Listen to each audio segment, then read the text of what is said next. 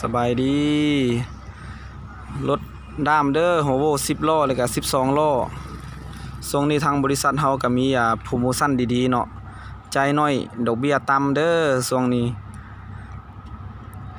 มีทั้ง10ล้อและ12ล้อสามารถติดต่อได้เนาะ741063ผู้ใดมีแผนจัดซื้อเนาะต้องการรถด้ามบ่จะเป็น10ล้อหรือ12ล้อติดต่อได้เลยเด้อบ่จะอยู่ใกล้หรืออยู่ไกลเนาะโทรหาเบอร์741063เด้อ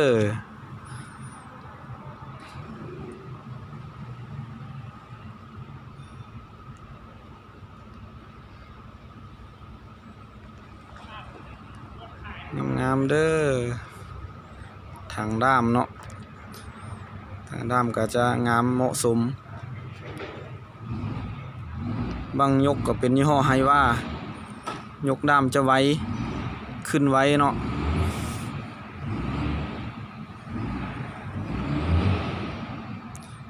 นี่คือสเปครถของบริษัท BLP เจริญยนต์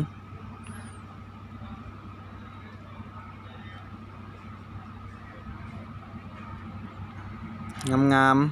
ๆ10ล้อ12ล้อมีครบเนาะติดต่อเด้อติดต่อได้741063เนาะผู้ใดจะอยู่ใกล้อยู่ไกลก็สามารถสอบถามข้อมูลได้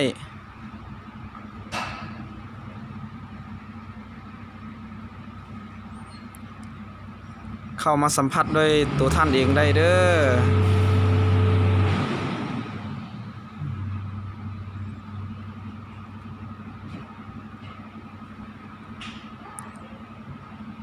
ถังน้ำเนาะเนี่ยเนาะ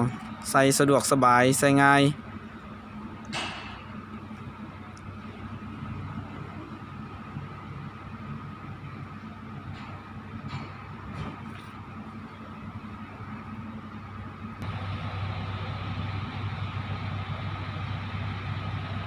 ด้ามงามๆ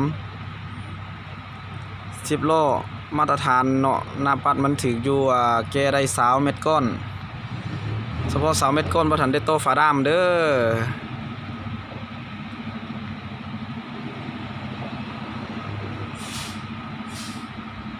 องามๆ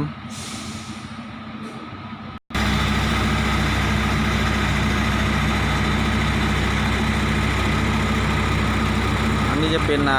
ในด้ามเนาะนี่เนาะเฉพาะทางด้าม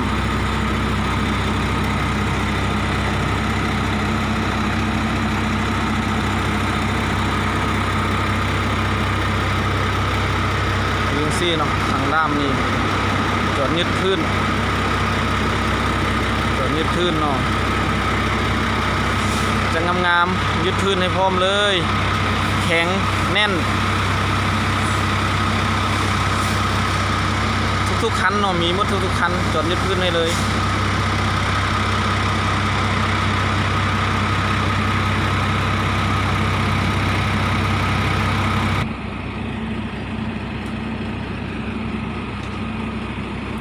รุ่น371เด้อ371สามารถซื้ออะไรทั่วๆไปได้เนาะรุ่นนี้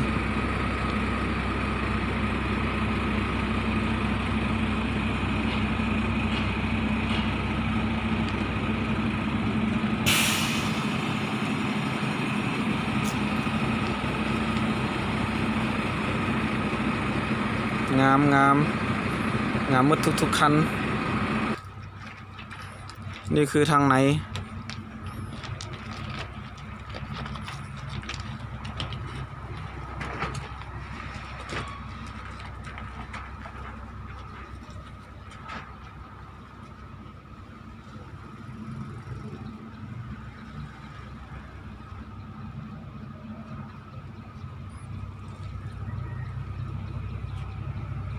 พื้นด้า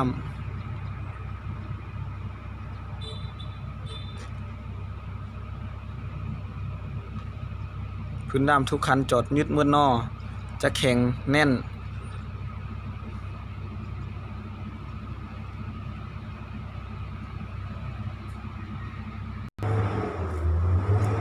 ันนี้คือในห้องคับเนาะนี่เนาะในห้องคับ รถของบริษัท BLP เจริญยนต์เด้อสนใจต้องการเนาะติดต่อโทรหาได้เลย74โต1063เนาะ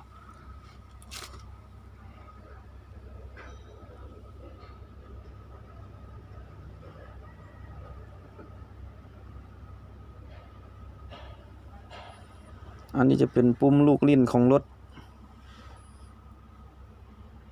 ในห้องแคบห้องขับงามๆ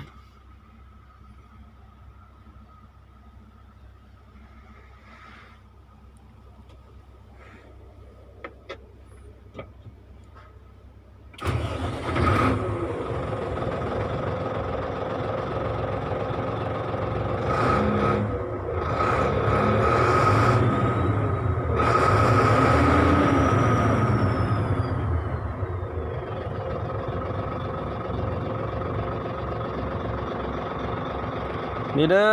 ทุกท่านเด้อสนใจต้องการนำใส่รถด้ามเด้อ10ล้อ12ล้อยี่ห้อโฮโวเนาะติดต่อได้เลยช่วงนี้เขาจะมีจ่ายน้อยเนาะดอกเบี้ยต่ำช่วงนี้นะมีโปรโมชั่นเด้อสำหรับทุกท่านด้วยความยินดีเด้อ74โต1063สอบถามข้อมูลได้เลยเท่าไสยวันเด้อ